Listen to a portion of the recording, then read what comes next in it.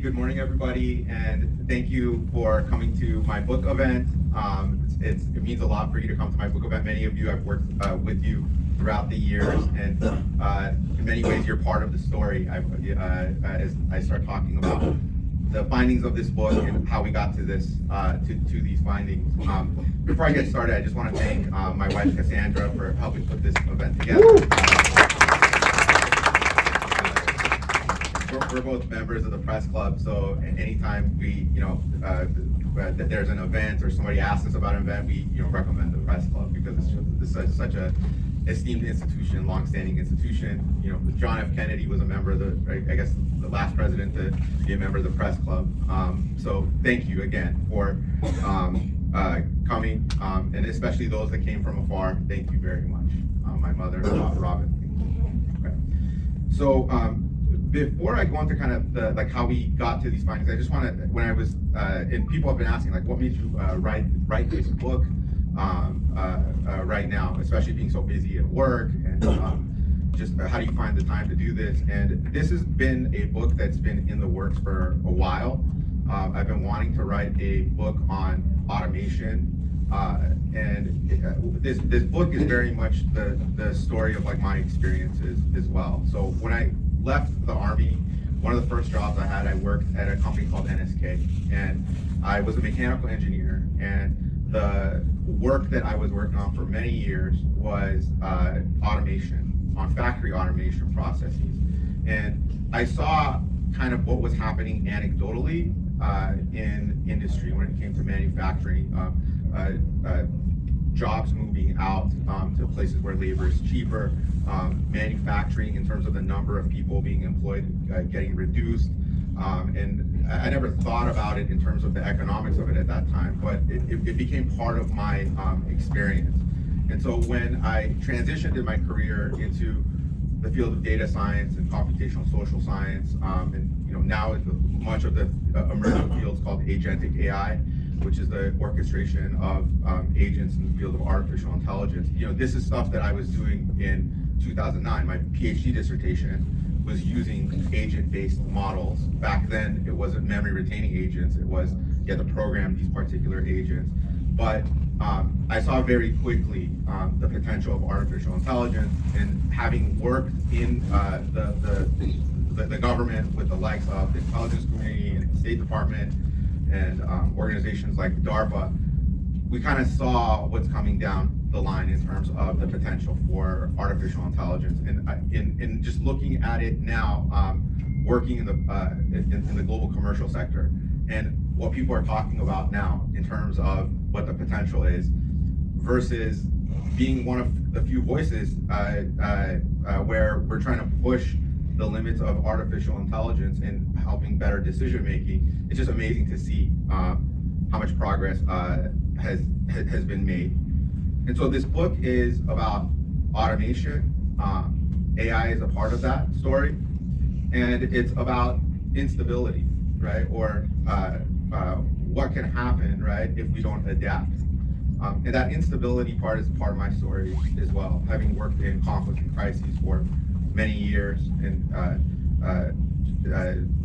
anywhere from hard conflict to crises that are emerging overseas. And so these three components were things that I think are part of my story that I was always thinking about when we were building these types of capabilities or delivering these types of capabilities. Now, the question becomes, okay, so there's a lot of these books out on artificial intelligence, or there's a lot of thought leaders talking about this.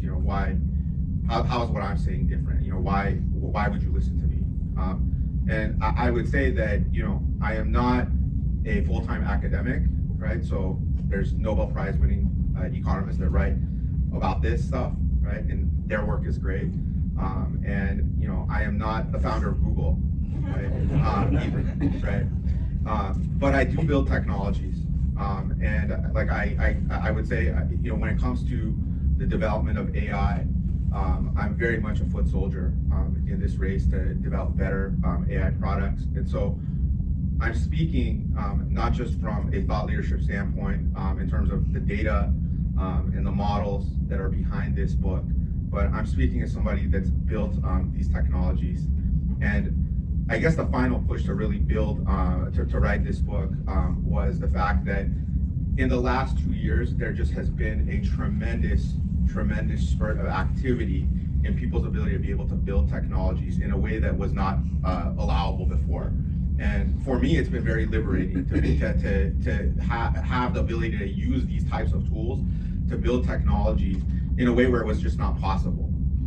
And so when I was examining the effect of automation in terms of looking at how we could create better organizational structures, how we could better integrate this type of stuff into the workplace and have more effective deliveries for our clients, or have better outcomes.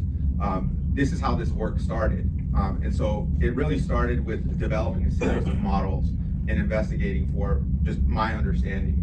And then quickly evolved into building an AI stack, using agents, using these types of technologies to explore what the effect of automation is on organizations and societies. And so when it all came together, I said, I should write a paper about this. So I wrote the paper. And then once I wrote the paper, I said, well, maybe I should write a book about this, right? In a way that is maybe a little bit more explainable than a dense paper. So I hope you read the book. I hope you enjoy the book. But this is, I think, a very timely book, given all the things that we're seeing out there in terms of the emergence of these types of capabilities at really an unprecedented pace. The other thing that I've learned in writing this book, right, is that I think people, and this is the feedback that I've received, I think that people are oftentimes persuaded by stories and experiences, right? And so that's why I'm talking about, my experience, and I could go through many anecdotal examples in this book. But I wanted to find out the truth in terms of, is this just what we're feeling? Like, is this just what I'm observing based on where I sit? Or is there, what does the collective evidence look like in terms of the history of automation, what that means in terms of stability for changing societies, and I think most importantly, where are we headed and what can we do about it? This isn't a doom and gloom story, so the world's not ending because of AI. This isn't destiny, right? We have agency to be able to make the world a better place, right? So it's not about stopping the progression on technology, but we do have to adapt, right? Because the rate of change is tremendous. So let's get into the crux of the book, right? The basis of my findings has 3 layers to it when we think about an economy and we think about a society, right? The first layer is what's called productivity. The economic term is called total factor productivity, TFP. And what that is, it's a measure of how productive the outputs for a society are year after year with the same resources. So if productivity increases, it's usually been termed as a good thing. So that's like the first layer, right, of an economy. The second layer is how that productivity gets distributed, right? Just because you have a high level of productivity doesn't mean that the outcomes will always be good. And usually the discussion on that distribution is what percentage of it goes to the benefits of capital, right? The people that are investing in it, right? Or the people that own, right, these resources, versus what percentage of it goes to labor and wage earners. So it's productivity, and then it's about how does that get distributed. And the third layer is what's the governance around this in terms of institutions that determines the rules of the game and how productivity and how that gets distributed interact with one another, okay?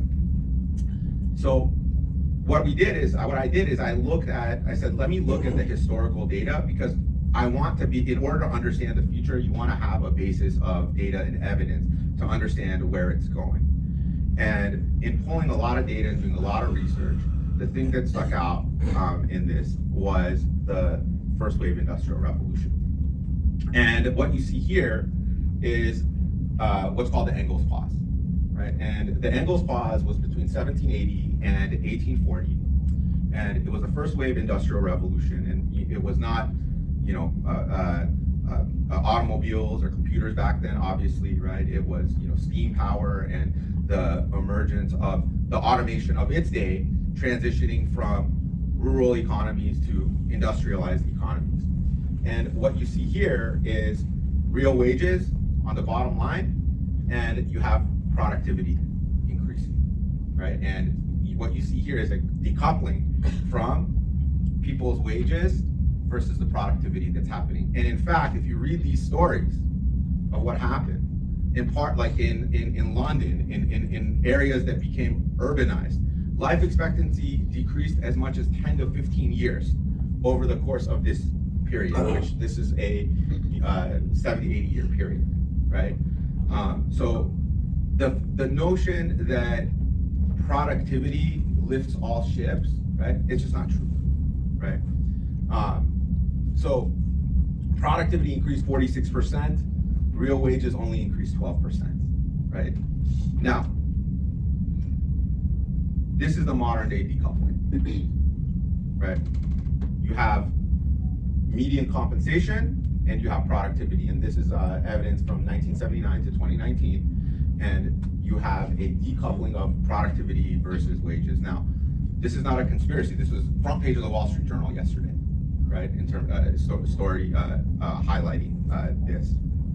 Now, why is it that this is not talked about as much, right? And there, you know, the Nobel Prize winning economist Daron Acemoglu talks about this. He calls it the productivity bandwagon, where there's this myth that, you know, if we just increase productivity, everything else will get settled, right? If we just focus on growth. And the reason that this is because from 1945 until the 70s, it was an amazing era in productivity. It was almost a one-for-one productivity, right? Where you had significant increase in productivity and you had significant increase in wages, and it was almost parallel. And this happened significant amount of automation. The discussion on how that automation affects wage earners and labor, you know, it is an issue. So it's not that you could just leave it to its own devices. You can't just have a system where you're automating everything and you're like, oh, the market will just solve itself. Prices, there's no evidence that prices, as Mr. Elon Musk says, that prices are going to eventually come down to zero, right? Look at food. You have a surplus of food out there. The marginal prices of things, food might come down, but you know, you're not getting free food, right? So these things are not going to solve itself naturally just by like market economics alone, right? We have to think about what are the ways that we could adapt at an individual level. What are the ways that we could adapt in terms of companies and institutions and governments? Where does instability come into play? Instability comes into play when we think about governments and organizations in terms of coalitions, right? And these coalitions, there's a theory out there called selectorate theory, are defined as what's called the selectorate, those that have a say on the outcome of a government, or it could be for a company, right? It's the people that are part of that coalition of people you need to basically accomplish in your position and your authority, essentially. When you have extreme automation and a compression of wages going down relative to capital and productivity, the power of wage earners decreases. And when the power of wage earners decreases disproportionately to the power of capital increasing, when it's completely decoupled, the coalitions that you need to win elections, the coalitions that you need to govern, to run companies, it decreases significantly. And that, you know, results in some form of instability over time, right? It can result in resentment, it can result in polarization, it can result in employees being dissatisfied with their company. So there's evidence that shows that as the size of these coalitions decrease, organizations can go from being democratic to not being as democratic. And that results in polarization and has all types of secondary and tertiary effects. So why is that important right now? Right now, conservatively speaking, right, if you look at conservative estimates for total factor productivity and the rate of flatlining for median income wages, the automation rate within the next 10 years is estimated to be 7 to 8 times faster than the Engels pause. So you have a compression of time in which automation is increasing. And institutions and companies, they're sticky, you know, they're not gonna move as fast naturally. So it's what I call a speed trap. You know, it's not the fact that there's just automation happening or wages are kind of going flat. It's the fact that this is happening at a very rapid pace. And the question becomes is, can we come up with ways to adapt under that compressed timeline? Or will there have to be a crisis in which it's gonna cost us a lot more on how we respond to that particular crisis? So what you see here is the projection from the models that I have built, right? And based on historical research and a series of simulations and AI models that show where this is going. And you can see productivity versus median compensation, and it's further decoupling. And this is the estimate between 2020 and projected into 2035, right? So what does this mean in practical terms for individuals, companies, and institutions? What this means, as I said, is that we have to come up with ways in which we can adapt. We have to come up with different ways to work. We have to come up with a different construct in which the institutions and the structures that were built over time in the past can be up to par with 21st century. If you think about the way education is set up, right? This is an artifact of, you know, the first wave industrial revolution and Henry Ford and the factories. And so the way that these education systems were set up was, you know, it was thinking about how you train people to go into like the market and stuff. And it's just not like that anymore, where you go to 4-year college, right? And then, you know, you're good to go. You have to have a continuous education system, right? Where you have to have continuous learning. Now, this has been debated for a long time, and it's been hard to achieve, but it is achievable, and there's evidence of other countries that are doing it well. And there is evidence of the fact that you have improved technology, educational technology, that makes the ability to engage in continuous learning more practical. So when we're talking about adaptation, there's 3 big layers, okay? I just mentioned education is one of those layers for adaptation. The second layer is social safety nets, right? So social security system, for instance, right, is something that's an artifact of the 1950s, right? And there's all types of challenges with social security right now in terms of like, can we afford it and whatnot? But the bottom line is like how we think about social safety nets should be a little bit modernized, right? So if you look at, for instance, Denmark, right? Denmark has one of the highest automation rates, and they have a high employment rate as well. And they actually fire people in Denmark as well. So it's not like other societies where somebody's working at a company and they just can't get fired or they can't get terminated. They actually have a very dynamic market.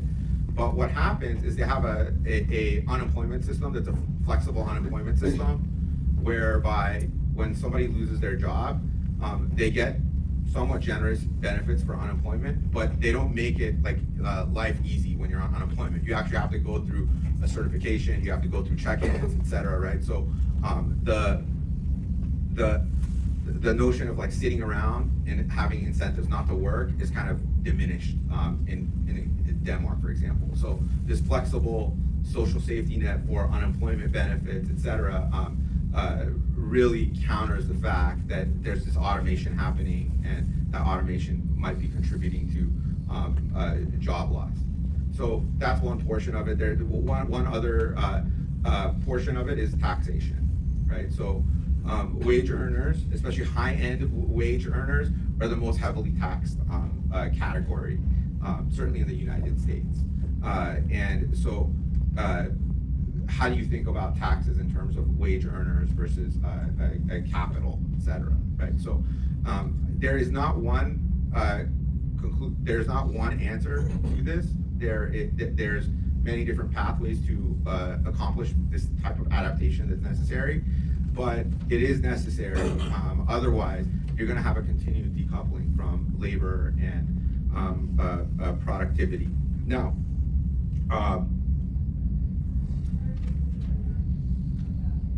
there's another element here that contributes to